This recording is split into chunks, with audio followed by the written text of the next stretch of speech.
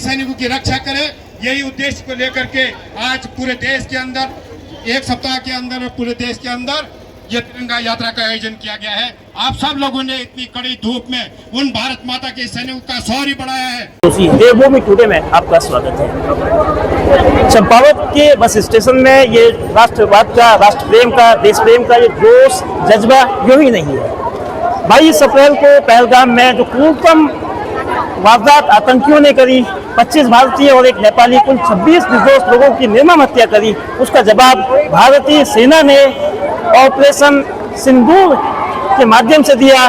भारतीय सेना ने प्रधानमंत्री नरेंद्र मोदी के नेतृत्व में पाकिस्तान के 9 आतंकी ठिकानों को पीओके और पाकिस्तान के भीतर घुस के उनको नेस्तनाबूद किया। भारतीय सेना ने एक बार फिर पराक्रम दिखाया। 1965, 1971, 1999 और न जाने इस तरह के कितने ही वाक्य थे। और आज जो पाकिस्तान के आतंकी मंसूबों को जिस तरह से ध्वस्त किया है भारतीय फौज ने, भारत के लोगों ने, देश के हर नागरिक ने एकजुटता के साथ सेना और देश के पीछे खड़ी रही है, उसका ये प्रदर्शन है। चंपावत में हमारे साथ उत्तराखंड पर्यावरण एवं वन सलाहकार समिति के उपाध्यक्ष श्याम नारायण पांडे साहब हैं। तो आज जो जोश जज्बा, जो जिस तरह का भाव दिख रहा है, इसको लेकर आप क्या कहेंगे? पहलगाम में आतंकवादियों के द्वारा जो नृशंस हत्याकांड किया गया, उसके विरुद्ध पूरे देश में एक उबाल था। माननीय प्रधानमंत्री नरेंद्र मोदी के नेतृत्व में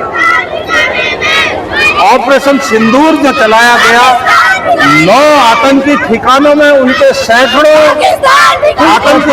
आतंकवादियों को हमारी सेना ने जिस प्रकार से मौत के घाट उतारा, वो हमारे सैनिकों का शौर्य दिखाता है। किस प्रकार से हमारी सेना किसी भी इस प्रकार के घड़ित कार्यों के विरुद्ध काम कर सकती है। सेना ने 9 आतंकवादी ठिकानों को तहस नहस का ध्वस्त कर दिया और भारतीय सेना ने 11 उनके एयर स्ट्रिप्स को बिल्कुल बर्बाद करके रख दिया है। यह सेना का पराक्रम आज पूरे विश्व में इसका लोहा माना जा रहा है। इससे क्या नाम है? हमारे देश बहुत बड़ा गौरवान्वित हुआ है। आज पूरे देश में इस बीच सेना के लिए शौर्य यात्राएं निकाली जा रही हैं, तिरंगा शौर्य यात्रा निकाली जा रही है। आज चंपावत में भी आप लोगों ने देखा होगा जिस प्रकार से पूरे जोश खरोश से यहाँ का बच्चा, आम नागरिक, बूढ़ा, महिलाएं पूरे सड़क में उतरी हैं। यह देश की एकजुटता को प्रदर्शित करता है और धन्यवाद है वह भारतीय सेना जिसके पराक्रम पर हमको गर्व है। वह नेतृत्व माननीय प्रधानमंत्री मोदी जी का नेतृत्व आगे हर दृष्टि से आगे ले जा रहा है। आगे आने वाले समय में हम उनके नेतृत्व में विकसित भारत की ओर अग्रसर होंगे। मैं धन्यवाद देता हूँ अपने यशस्वी प्रधानमंत्री मोदी का, हमारे तीनों सेनाओं के सेनाध्यक्षों का, पूरे जवानों का और हमारे यशस्वी मुख्यमंत्री श्री कृष्ण सिंह धामी जी का, जिनके नेतृत्व में हम यहाँ पर उत्तराखंड में यह शौर्य यात्रा, तिरंगा शौर्य यात्रा निकाल सेना का धन्यवाद करूँगा। विगत दिनों पहले आप लोगों को सबके जानकारी में है जो पाकिस्तानी सेना, पाकिस्तानी आतंकवाद द्वारा जो पहलगाम में हमारे निर्दोष नागरिकों को मारा गया था, उसके बाद में जो भारतीय सेना ने जो ऑपरेशन सिंदूर करके चलाया गया था, उनका जो पाकिस्तानी आतंकवाद कड़ा मुकाबला किया था, उनको कड़ा जवाब दिया गया था। उसके उपलक्ष्य में आज हमें जो राजनीति द्वारा यहाँ पर कार्यक्रम दिया गया है, जो आज हमारे जिले में है और बहुत भारी संख्या में यहाँ पर हमारा जो कार्यक्रम रहा है, इसमें हमारे सभी संगठन, हमारे भारतीय पार्टी, व्यापार संघ, पूर्व सैनिक, हम सभी तरह के बच्चे, हमारे विश्व हिंदू परिषद, हिंदू मंच, बजरंग दल और जितने भी हमारे संघ है, टैक्स यूनियन है, पूरे लोगों ने हमारा साथ दिया। और ये जो आज रैली है, इससे हम संदेश देना चाहते हैं कि आज एक रैली हमारे जिले में है, कल हमारी रैली हमारे दोनों विधानसभा में, एक हमारी ट्रांसपोर्ट में है, दूसरा हमारे लोहाघाट में है और इसके तहत हम बूथ अगर जाने वाले हैं। इससे हम कड़ा संदेश देना चाहते हैं पाकिस्तान को, आतंकवाद के प्रति भारतीय सेना और पूरे देश की जनता एक है और किसी भी स्थिति में हम पाकिस्तान के खिलाफ, आतंकवाद के खिलाफ हम लोग जवाब देने के लिए तैयार हैं। सेना के colonel retired colonel Bhawani Joshi साहब है। सेना ने जो पराक्रम दिखाया पहलगाम की वारदात के बाद, जिस तरह से पाकिस्तानी आर्मी के ठिकाने 9 ठिकानों को ध्वस्त किया, तो सेना के इस पराक्रम से देश के भीतर एक राष्ट्रवाद एकता का ज्वाला है। जानते हैं कि सेना के इस पराक्रम से जो भारतीय सेना ने जिस तरह से पाकिस्तान के मंसूबों को नाकाम किया है, उसका आप कैसे देखते हैं? देश के भीतर उसका किस तरह से सकारात्मक असर पड़ेगा? सबसे पहले मैं मीडिया और भारतीय जनता पार्टी का आभारी हूँ जिन्होंने ये रैली ऑर्गेनाइज की है। और मैं ये बताऊंगा कि युद्ध समय और जगह पर हमें मार करनी है और इसमें टेक्नोलॉजी के हिसाब से बदलता रहता है। तो उसका नजारा आपने देखा। मित्रों, बिना कुछ खर्च किए भारतीय सेना ने पाकिस्तान की तीनों सेनाओं को और राजनीति किया है। और वो धर्मों का चंद रुपयों में हमने चंद लाख रुपयों में साथ करा के सारी दुनिया को आज बता दिया है भारत का पराक्रम और भारत की टेक्नोलॉजी और भारत की सोच क्या है।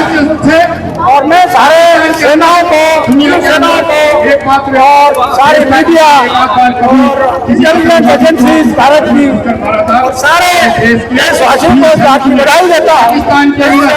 लड़ाई की साथ में ये भी अदा करता हूँ कि आने वाला समय और भयंकर होगा। और इससे मैं बहुत खुश हूँ। हमारे भाई नागरिक बच्चे यहाँ पर आए हैं, ये इस बात से सीखेंगे और आप लोग इस बात का ज्यादा मीडिया में प्रचार करें। भारत की ये कुछ भी नहीं है, सिर्फ झांकी है।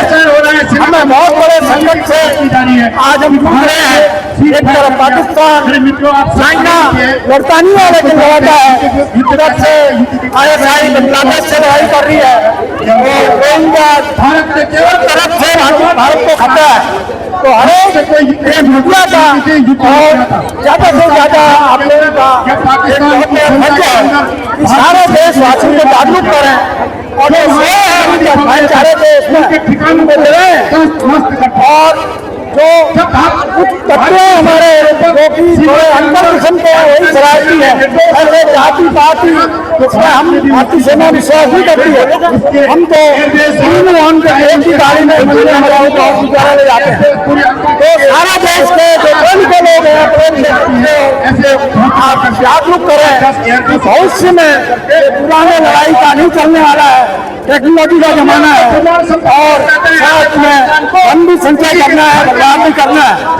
देशभक्ति भी बहुत जरूरी है। सबसे बड़ी चीज देशभक्ति है। धन हो प्यार हो नहीं हो, अगर देशभक्ति है तो सब कुछ हम जीत जाएंगे। जय हिंद, जय भारत, भारत माता की।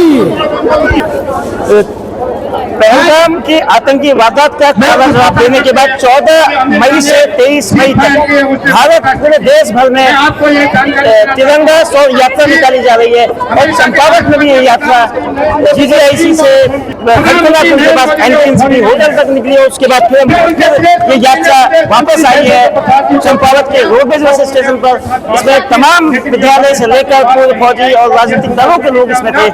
और ये तिरंगा यात्रा देश को ये बताने के लिए है, देश का हर नागरिक तिरंगे के लिए, तिरंगे की आन बान करने के लिए एकजुट है और देश पूरी तरह से सुरक्षित है।